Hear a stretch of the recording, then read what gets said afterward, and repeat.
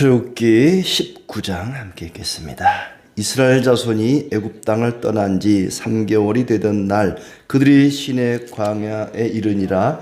그들이 르비딤을 떠나 시내 광야에 이르러 그 광야에서 장막을 치되 이스라엘이 거기 산 앞에 장막을 치니라. 모세가 하나님 앞에 올라가니 여호와께서 산에서 그를 불러 말씀하시되 너는 이같이 야곱의 집에 말하고 이스라엘 자손들에게 말하라. 내가 애굽 사람에게 어떻게 행하였음과 내가 어떻게 독수리 날개로 너희를 업어 내게로 인도하였음을 너희가 보았느니라. 세계가 다 내게 속하였나니 너희가 내 말을 잘 듣고 내 언약을 지키면 너희는 모든 민족 중에서 내 소유가 되겠고 너희가 내게 대하여 제사장 나라가 되며 거룩한 백성이 되리라. 너는 이 말을 이스라엘 자손에게 전할지니라. 모세가 내려와서 백성의 장로들을 불러 여호와께서 자기에게 명령하신 그 모든 말씀을 그들 앞에 진술하니 백성이 일제히 응답하여 이르되 여호와께서 명령하신 대로 우리가 다 행하리이다. 모세가 백성의 말을 여호와께 전하매 여호와께서 모세에게 이르시되 내가 빽빽한 구름 가운데에서 내게 임함은 내가 너와 말하는 것을 백성들이 듣게 하며 또한 너를 영영히 믿게 하려 함이니라. 모세가 백성의 말을 여호와께 아뢰었으므로 여호와께서 모세에게 이르시되 너는 백성에게로 가서 오늘과 내일 그들을 성결하게 하며 그들에게 옷을 빨게 하고 준비하게 하여 셋째 날을 기다리게 하라. 이는 셋째 날에 나 여호와가 온 백성의 목전에서 시내 산에 강림할 것임이니 너는 백성을 위하여 주의의 경계를 정하고 이르기를 너희는 삼가 산에 오르거나 그 경계를 침범하지 말지니 산을 침범하는 자는 반드시 죽임을 당할 것이라. 그런 자에게는 손을 대지 말고 돌로 쳐 죽이거나 화살로 쏘아 죽여야 하리니 짐승이나 사람을 막론하고 살아남지 못하리라 하고 나팔을 길게 불거든 산 앞에 이를 것이니라 하라. 모세가 산에서 내려와 백성에게 이르러 백성을 성결하게 하니 그들이 자기 옷을 빨더라. 모세가 백성에게 이르되 준비하여 셋째 날을 기다리고 여인을 가까이 하지 말라 하니라. 셋째 날 아침에 우레와 번개와 빽빽한 구름이 산 위에 있고 나팔 소리가 매우 크게 들리니 진중에 있는 모든 백성이 다 떨더라. 모세가 하나님을 맞으려고 백성을 거느리고 진에서 나오매 그들이 상기슭에 서 있는데 시내산의 연기가 자욱하니 여호와께서 불 가운데서 거기 강림하심이라. 그 연기가 옹기가마 연기같이 떠오르고 온 산이 크게 진동하며 나팔 소리가 점점 커질 때에 모세가 말한즉 하나님이 음성으로 대답하시더라. 여호와께서 시내산 곧 그 산 꼭대기에 강림하시고 모세를 그리로 부르시니 모세가 올라가매 여호와께서 모세에게 이르시되 내려가서 백성을 경고하라. 백성이 밀고 들어와 나 여호와에게로 와서 보려 하다가 만일 죽을까 하노라. 또 여호와에게 가까이 하는 제사장들에게 그 몸을 성결히 하게 하라. 나 여호와가 그들을 칠까 하노라. 모세가 여호와께 아뢰되 주께서 우리에게 명령하여 이르시기를 산 주위에 경계를 세워 산을 거룩하게 하라 하였사온즉 백성이 시내 산에 오르지 못하리이다. 여호와께서 그에게 이르시되 가라. 너는 내려가서 아론과 함께 올라오고 제사장들과 백성에게는 경계를 넘어 나 여호와에게로 올라오지 못하게 하라. 내가 그들을 칠까 하노라. 모세가 백성에게 내려가서 그들에게 알리니라. 아멘. 오늘도 주님과 동행하며 주님의 은혜 가운데 더 즐겁고 복된 날 되기를 축복합니다. 이제 출애굽기의 두 번째 챕터가 시작된다고 볼 수 있습니다. 출애굽기를 크게 둘로 나누면은 1장부터 해서 18장까지 이스라엘 백성들이 애굽에서 나와서 시내산에 이르기까지 물 흐르듯이 쭉 흘러왔습니다. 이제 19장부터 40장까지는 시내산에 머물러서 1년 동안 하나님의 율법을 받고 또 성막 만드는 법을 배우고 실제로 또 그것을 만들기도 하고 머물러 있는 겁니다. 그러니까 물이 쭉 흘러갈 때는 좀 재미가 있었는데 이제 웅덩이나 저수지에 물이 모여 있다. 그럼 조금 밋밋한 느낌이 있습니다. 예. 지금까지는 좀 이렇게 스펙타클하게 이렇게 뭐 여러 가지 사건들을 겪으면서 이제 왔는데 이제부터는 이제 시내산에 딱 멈춰서 있다고 하는 것을 우리가 생각할 필요가 있습니다. 그래서 이제 시내산에서 하나님과 언약을 맺고 그리고 율법을 받고 성막을 세우고 그들이 어떻게 살아야 되고 누구와 함께 거해야 되는가를 이야기하고 있는 거죠. 자, 1절을 보면은 먼저 애굽을 떠난 지 3개월 되던 날에 한 50일째 되는 날입니다. 시내산, 시내 광야에 이르러서 산 앞에 장막을 쳤다. 시내산, 시내 광야 그럴 때에 뭐 시내, 시외 그럴 때 시내가 아니고 시나이 반도에 있는 시나이 광야죠. 그리고 시나이 산 가장 높은 시나이 반도, 시나이 광야에 있는 산 중에 가장 높은 산이 시나이 산인데 그 시나이 산 앞에 장막을 치게 되었다. 하나님이 산에서 모세를 불러 하나님 앞에 올라갑니다. 그리고 1절부터 6절까지는 하나님이 왜 그들을 거기까지 불러냈는지, 하나님이 왜 우리를 구원하셨는지를 설명하고 또 7절부터 15절까지는 하나님을 맞이하기 위해서는 어떻게 준비해야 되는가 하는 것을 이야기합니다. 그리고 16절부터 마지막 절까지는 하나님이 그들 가운데 임재하시는 모습을 이야기하고 있습니다. 내가 어떻게 애굽 사람에게 행한 것과 독수리 날개를 업어 인도하였는지 너희가 보았다. 너희는 나의 능력으로 빠져나왔으니 이제부터는 내 말을 순종하라 하는 얘기입니다. 3절 말씀 보면 4절부터 보면 내가 어떻게 독수리 날개로 너희를 업어 내게로 인도하였음을 너희가 보았느니라. 독수리 날개로 업어서 여기까지 인도했다. 독수리 날개라고 하는 것은 하나님의 어떤 능력과 하나님의 보호하심을 이야기하고 있습니다. 독수리는 굉장히 신속하고 또 새 중에서는 아주 강한 그런 새죠. 하나님의 그 신속하게 그리고 강한 능력으로 그들을 거기까지 인도하신 거죠. 애굽은 마치 독수리의 둥지와도 같았습니다. 430년 동안 그 둥지에서 잘 품고 키워서 이제 어느 정도 크게 되니까 장성하게 되니까 그들을 빼내온 거죠. 독수리 새끼가 어느 정도 크면 거기서 빠져나와야 됩니다. 둥지에 계속 머물러 있을 수는 없죠. 둥지에서 나오게 되는데 다른 새들은 주로 새끼를 옮길 때 부리로 물어서 옮기거나 발로 이렇게 발톱으로 집어서 옮기는데 독수리는 날개로 업어서 날른다는 거예요. 독수리가 새끼를 날개로 업어서 나를 경우에 땅에서 사냥꾼이 총으로 쏘더라도 활로 쏘더라도 어미를 맞추지 않고는 새끼를 건드릴 수가 없습니다. 그런가 하면은 독수리는 새끼를 업고 가다가 중간에 떨어뜨려서 또 어느 정도 떨어지면 가서 받아서 다시 올라가고 이런 식으로 새끼가 스스로 날 수 있도록 훈련을 시킨다고 하죠. 아무튼 하나님께서 마치 독수리가 새끼를 업어서 나르는 것처럼 그들을 거기까지 인도해 오셨습니다. 그리고는 이제 그들에게 언약을 말씀하십니다. 5절에 보면 세계가 다 내게 속하였나니 너희가 내 말을 잘 듣고 내 언약을 지키면 너희는 모든 민족 중에서 내 소유가 되겠고 너희가 내게 대하여 제사장 나라가 되며 거룩한 백성이 되리라. 모세에게 너희가 내 언약을 잘 지키면 제사장 나라 거룩한 백성들이 될 것이다 라고 지금 말씀을 하십니다. 이 말을 이스라엘 자손들에게 전하라 그랬더니 모세가 가서 전달합니다. 7절부터는 모세가 내려와서 그 말을 전달하고 그러자 백성들이 명령하신 대로 우리가 다 행하리이다 라고 대답을 합니다. 그 말을 다시 여호와께로 전달을 합니다. 그러니까 모세는 하나님과 백성 사이에 왔다 갔다 지금 전달하는 거예요. 하나님이 너희가 내 명령을 잘 지켜 행하면 세상 나라 거룩한 백성 될 것이다 라고 했더니 백성들이 예 그렇게 하겠습니다. 대답하니까 다시 또 모세가 그 말을 하나님께로 가서 전달을 합니다.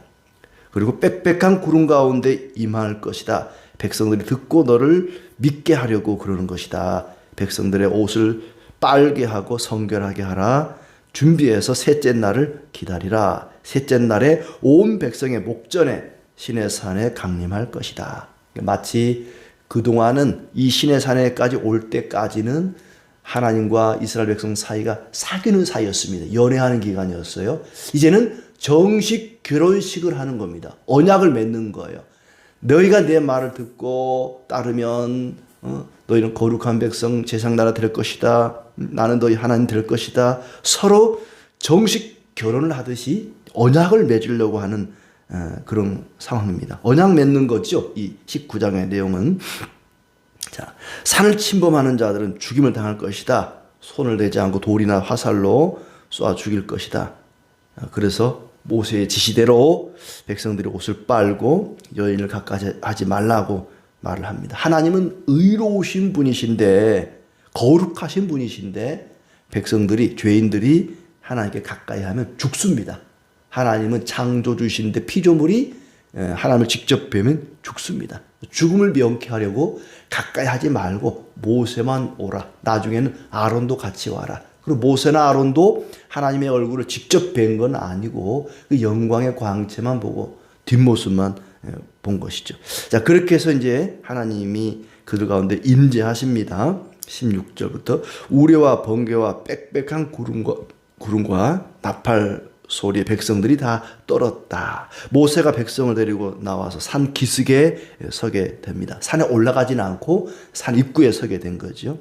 시내산에 연기가 가득하고 불 가운데 하나님이 강림하시고 온 산이 크게 진동을 했다. 하나님이 음성으로 그들에게 대답하십니다.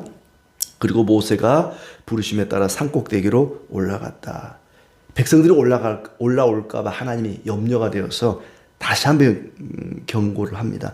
모세에게 다시 내려가서 백성들에게 경고의 말을 하게 하죠. 제사장들은 몸을 성결하게 하라.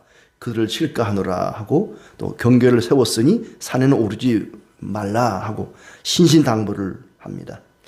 24절에 하나님께서 너는 내려가서 아론과 함께 올라오고 백성은 못 올라오게 해라. 그렇게 이제 언약 준비를 하고 정식 언약의 내용은 바로 십계명이죠. 그래서 이제 20장 가면은 십계명이 나오게 됩니다. 자, 이스라엘 백성들은 노예들입니다.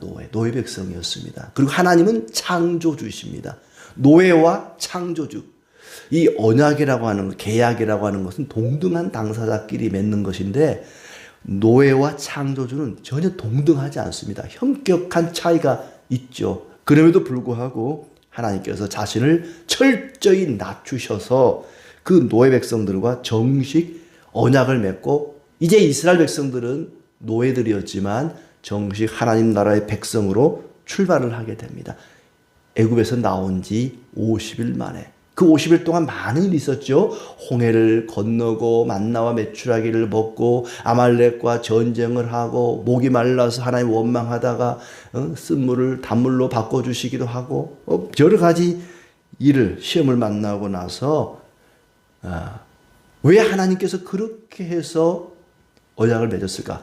애굽에서 나오자마자 홍해를 건너기도 전에 만나와 메추라기 먹기도 전에 마사의 무리바의 그 쓴물을 먹기 전에 나타나셔서 언약을 맺어주시지 왜 이렇게 고생을 하게 한 다음에 언약을 맺어주시는 걸까? 하나님의 신실하심을 충분히 경험하게 하는 것입니다. 사람이 결혼할 때도 그러잖아요. 만나자마자 막 불꽃이 튀겨서 바로 결혼하고 그러지 않잖아요. 충분히 서로를 알아가는 사귀는 시간을 거친 다음에 이 사람과 결혼해도 되겠다. 그럴 때 이제 결혼하듯이 그런 충분한 시간을 한 50일 가졌던 겁니다. 우리가 세례를 받을 때도 그러잖아요. 교회 나오자마자 바로 세례 주거나 그렇잖아요. 한 6개월, 1년 이렇게 쭉 하나님 말씀을 들어보고 지켜보고 이제 내가 정말로 예수님 믿겠습니다 하면 그때 세례를 주는 것처럼 이스라엘 백성들도 애굽에서 나오자마자 그들과 언약을 맺은 것이 아니라 한 50일 동안 여러 가지 사건 사고를 통해서 하나님의 신실하심을 경험하고 이제는 우리가 하나님을 믿고 말씀대로 살겠습니다. 아마 애굽에서 나오자마자 언약 맺자 그랬으면 싫어했을 수도 있어요. 하나님이 누군 줄 알고 언약을 맺어요? 우리 싫어요. 그럴 수 있어요. 그러나 이제 여러 가지 일을 겪고 난 다음에 하나님의 놀라운 능력과 그 권세와 그 사랑하심을 신실하심을 겪고 나니까 좋습니다. 우리가 모세를 통해 주시는 말씀대로 언약 맺겠습니다 하고 언약을 맺게 됩니다. 그러나 그들이 우리가 구약을 통해서 알다시피 이 언약이라고 하는 것이 사람의 능력으로는 지킬 수 있는 그런 게 아닙니다. 어떻게 하나님의 이 말씀을 우리가 완벽하게 다 지킬 수 있겠습니까? 사람으로서는 지킬 수 없는 것이지만 결국에는 예수 그리스도 안에서 지키게 됩니다. 그리스도를 믿음으로 우리가 의롭다함을 얻게 되죠. 자기들의 힘으로 내 능력으로는 지킬 수 없는 것이 하나님의 언약이었습니다. 그때는 굉장히 두려운 하나님으로 시내산에 그때의 그 상황을 상상을 해보면은 연기가 가득하고 불 가운데 온 산이 크게 진동하고 구름과 빽빽한 구름과 나팔 소리와 우레와 번개와 하나님이 굉장히 두려운 존재로 나타나셨지만은 이제 예수 그리스도 안에서 우리에게 자비와 은혜를 베푸시는 그런 하나님. 구약의 교회는 독수리가 그 새끼를 날개로 어분같이 그렇게 시작이 되었지만 신약의 교회는 암탉이 자기 날개 아래 새끼를 모음과 같은 그렇게 시작이 됩니다. 두렵고 무서운 하나님으로 소개가 되지만 사실 그리스도 안에서는 은혜와 자비의 하나님으로 우리에게 다가오신 것입니다. 하나님께서 그 이스라엘과 언약을 맺기 위해서 시내산에 강림하셔 이제 드디어 이스라엘과 동행하게 되었다. 물론 그 전에도 동행하게 되었지만 정식으로 그 전까지는 연애하는 사귀는 기간이었다면 이제는 정식으로 서로 신랑 신부로 언약을 맺고 동행하게 되는 그런 내용입니다. 특히 이제 5절에 6절에 보면 5절부터 보면 세계가 다 내게 속하였나니 세계가 다 내게 속했다. 온 세상이 다 내 것이다. 맞죠? 세상의 모든 것이 모든 나라가 모든 민족이 하나님의 것입니다. 그런데 하나님께서 특별히 이스라엘을 거룩한 백성 제사장 나라로 삼았다. 즉 하나님을 위하고 하나님을 닮아갈 민족으로 이스라엘을 택했다는 것입니다. 제사장이 뭡니까? 마치 지금 모세가 감당하고 있는 이 일이죠. 하나님과 그 백성 사이를 연결하는 일이 바로 제사장의 역할입니다. 하나님과 다른 민족, 다른 나라를 연결해 줄 그 역할을 이스라엘에게 사명으로 주셨다는 겁니다. 모세가 하나님의 말씀을 백성들에게 전하고 백성들을 위해서 하나님께 기도하고 백성들에게는 하나님 말씀을 전하고 하나님께는 백성들의 그 기도를 전하고 이것이 제사장의 역할이었던 것처럼 그렇게 하나님과 백성 사이를 화목케 하는 것이 제사장의 역할인 것처럼 하나님께서 이스라엘 백성들을 제사장 나라로 거룩한 백성으로 사명을 주셨습니다. 너희만 구원받고 축복받으라고 준 것이 아니고 모든 민족을 하나님께로 돌아오게 하려고 세계가 다 나의 것이다. 온 세계가 다 나의 것이기 때문에 하나님의 것이기 때문에 언젠가는 온 세계가 하나님께로 돌아올 것입니다. 그게 언제 이루어지죠? 신약에 가면 이루어지죠. 온 세계가 열방이 하나님께로 돌아옵니다. 왜냐? 하나님의 것이기 때문에. 그런데 온 세상을 하나님께로 부르는 그 역할을 위해서 이스라엘이 선택을 받은 것이다. 4절을 보면 독수리 날개로 너희를 업어 내게로 인도하였음을 너희가 보았다. 내게로 인도하였음. 하나님께로 인도했습니다. 하나님께서 이스라엘 백성들을 하나님께로 인도했어요. 그리고 온 세계를 똑같이 하나님께로 인도할 것입니다. 그렇게 온 열방을 하나님께로 인도하는 제사장 역할을 맡은 나라가 바로 이스라엘이다. 그러니 이스라엘은 그 제사장의 역할을, 제사장 나라의 역할을 잘 감당해야 된다. 다른 나라의 이방 민족들에게 하나님의 명령과 하나님의 은혜를 전하는 것, 그것이 이스라엘의 사명이고 교회의 사명이기도 합니다. 세상에 복음을 전하고